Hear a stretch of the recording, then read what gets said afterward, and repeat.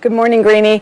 I think to appreciate how the timeline is calculated, you have to examine the specifics of the injury. So as you mentioned, ACL, MCL. Adam Schefter on NFL Live yesterday said also hearing damage to the PCL and the meniscus. And then there are things that don't really get talked about, like cartilage damage and damage to the capsule, which is the tissue that encases the joint. All things that they may need to get into surgery to truly discover how extensive the damage is. When you consider that an ACL by itself takes, give or take, 9 months to recover from, imagine something that is more complex with more repair and an extended recovery, and you start skewing further out towards a year. So you hear these reports of 9 to 12 months. That's very reasonable, probably toward the longer end, given the complexity. All right, so 12 months gets us into next November. So I understand that I'm asking you to guess regarding things that we don't yet know the answers to, but is it reasonable to worry that we may not see him next season at all? I think, as you said, it remains an unknown. I don't know that worry is the term that we should use, because ultimately what you want for this young man is a full recovery to prolong his career. And as you know, these injuries can be very different depending on how the individual heals. If there are little setbacks, you have to scale back the activity. If they're doing well, sometimes the activity gets accelerated. But the bottom line is we'll probably have a better idea as we get closer to the start of the season. But at this point, I think it's reasonable to hope that we do see him next year. All right, so the ultimate layperson's question then is, would it be advantageous in any way for him to sit out all of next season? Let's just say it's 12 months, and they deem him healthy enough to play in November. Would he be that much safer than sitting out, let's say, the last 6 games of next season and pushing it out any further? Does the risk of re-injuring it increase? This is a really good question, and it's certainly not one that you can answer right now. And here's how you decide. We talk about medical timelines in terms of clearance to return. So players will often get the clearance of, okay, it's safe to go back to football activity. There are no restrictions on you now, perhaps wearing a brace, but still, ultimately, you can return to all activity. But that doesn't necessarily mean you're ready to compete in a sport at the professional level. There's a lot of functional evaluation once a player gets to that level to determine, can they be safe on the field? Can they protect themselves? Can they move the way they need to function at the position? And if you go back to Carson Wentz, for example, who had a multi-ligament knee injury, different than Burrow's, but still a multi-ligament knee injury, he did not start the season on time, in part because it was that football readiness, not because he hadn't been cleared medically to return. All right. So, again, we have to wait and see. I hate the fact that we're even having the conversation, but I appreciate very much the answers. Stefania Bell, our ESPN injury expert. Well done. Thank you, Stefania. Great to see you. Thanks for getting up early with us today. Let me bring the crew back in here. Jeff, as you listened to that, you've been playing the game a long time. You know all about these injuries. What's your first thought that goes through your mind? You're devastated for Burrow, but listen, your hope is that he is back next year, and that once he clears all those protocols, that he gets action back on the field. Players want to play, Greeny. You know what I mean? Like, I understand the idea of, we're going to postpone him, and from a franchise perspective, but players want to play, and so I know for Joe Burrow and for all his teammates and everybody who's pulling for him, he wants to get back to the field as fast as possible. He's going to work as hard as he can from a recovery perspective, and we're all just wishing him well. Greg, did anyone do anything wrong here? There's been some criticism on this program, and I've heard it in other places, that they didn't do a good enough job protecting him in a big picture sense. Greg, is there anything to that? Well, it's not Zach Taylor's job to put him in bubble wrap and hope he's good at 32.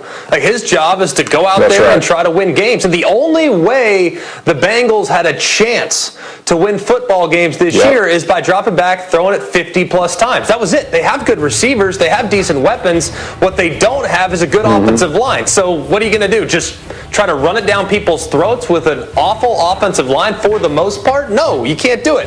You have to try to win games. So I understand that he was subjected to a lot of contact this year, and it's hindsight being 2020, but I still think that you have to do what you can to try to win football games. That's by throwing it to your talented receivers. Quickly, Graziano, what are you hearing around the league reaction to the injury? Well, everybody's crushed. I mean, everybody enjoys watching this player and wants him to get back as soon as possible. Obviously, there had been concern all year about, are they protecting him enough, but the people you talk to say this is an injury that could happen on any play. Could have happened in the first game of the season as easily as the 10th. So I don't think there's really a lot of blame being assessed. Okay, we will continue in just a moment. Graziano, we got one for you coming up. First off, after last night's performance, going out there and throwing 2 terrible interceptions, including one with the game on the line at the end. What happened? Yeah, Tom Brady's not making the plays that this offense demands of him, and that's eye-opening and concerning if you're a Tampa Bay Buccaneer fan. Listen, he was 0 for 6 on 20-plus yard attempts yesterday, and it started early. Watch right here, Green. This is a pass one-on-one. Evans, your best, against Ramsey, their best. He throws the ball out of bounds. I mean, listen, at least give your guy a shot. That's just a duck ball that has no opportunity. And then right here, out in the left flats, this is a skip. I mean, this is unbelievable. This is like me throwing it from third base to first base and hitting the pitcher's mound. Like, this is not a miss that Tampa Tom can afford to make. It's very disheartening. Listen, the turnovers are a huge deal, but this offense demands the quarterback to be efficient down the field. Tom Brady has not been that for weeks on end. This is an ugly thing for the Tampa Bay Buccaneers. Well, so Hembo has a stat on the screen that Brady leads the league in incompletions on passes 20 more yards down the field, which begs the question, Greg McElroy, why do they throw so many passes 20 or more yards down the field? That's Bruce Arians' no risk it, no biscuit offense. Tom Brady is a 3-step and get the ball out of your hands quick quarterback who's 43 years old. Do you see some incongruity in what they are doing offensively? Completely. But I think when they kind of get back to the drawing board, they'll look at the first 15 or 20 plays of last night's script and say, man, that was pretty dang good.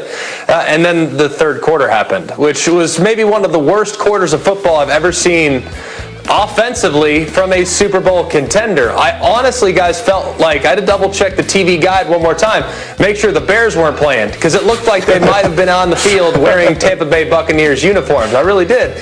But I really don't like what you guys said. There's a few problems here. The receivers didn't play very physical last night. As soon as Jalen Ramsey went over and lined up on Mike Evans, his productivity declined significantly. Chris Godwin wasn't able to consistently separate, nor was Antonio Brown outside of throws made behind the line of scrimmage. So you guys are 100% correct. Not only is Tom not being super accurate on those throws down the field, but the protection's not holding up. Like, at what point are we going to look at it and say, well, we can't throw the ball 40 yards downfield because, one, our quarterback hasn't consistently been hitting those throws all season, and two, we can't keep guys out of his lap. And we know, Tom Brady's been playing this league for 100 years. We know what it takes to make him less than the GOAT, and that's by hitting him and moving him off the spot. And the teams that have beaten the Bucs this year have done so consistently.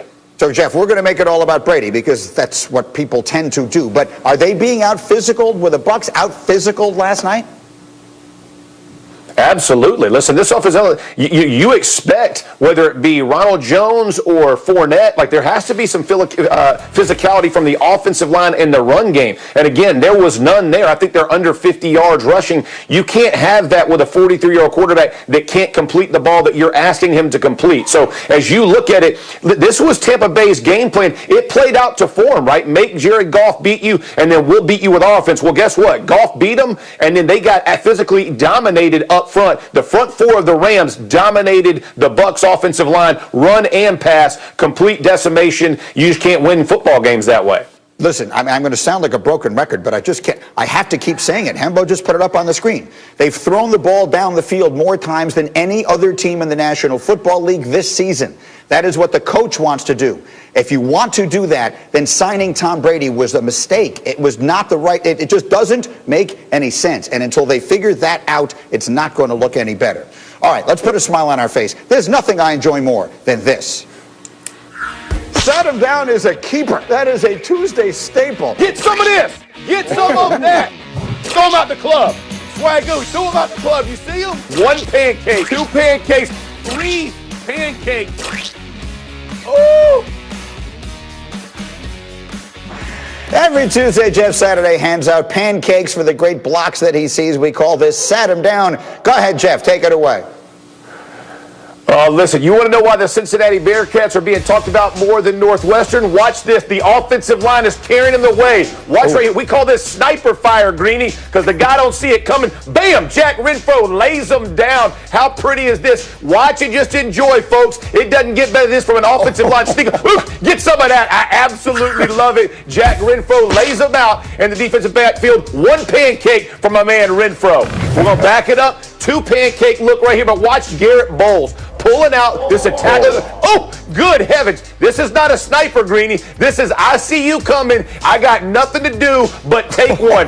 Give some right there, Garrett Bowles. Laying a man out. Got to give him two pancakes for that smackdown. What a thing of beauty for offensive line. Out in space. Everybody can see you. America can see you. How about some action right there? And for my final, this is just absolutely gorgeous. This is like you playing backyard football on Thanksgiving, right? And your little kids, like your 3-year-old, 6-year-old sons are running, and you're just giving like little play, you know, your little stiff arms. Watch Chubb right here. Watch him give this, except Greeny. This is a full-grown linebacker, grown man NFL player. No, take that, little man. Sit down right there. How about that sat him down for 3 pancakes by my man Chubb, just putting that man and embarrassing him on national TV.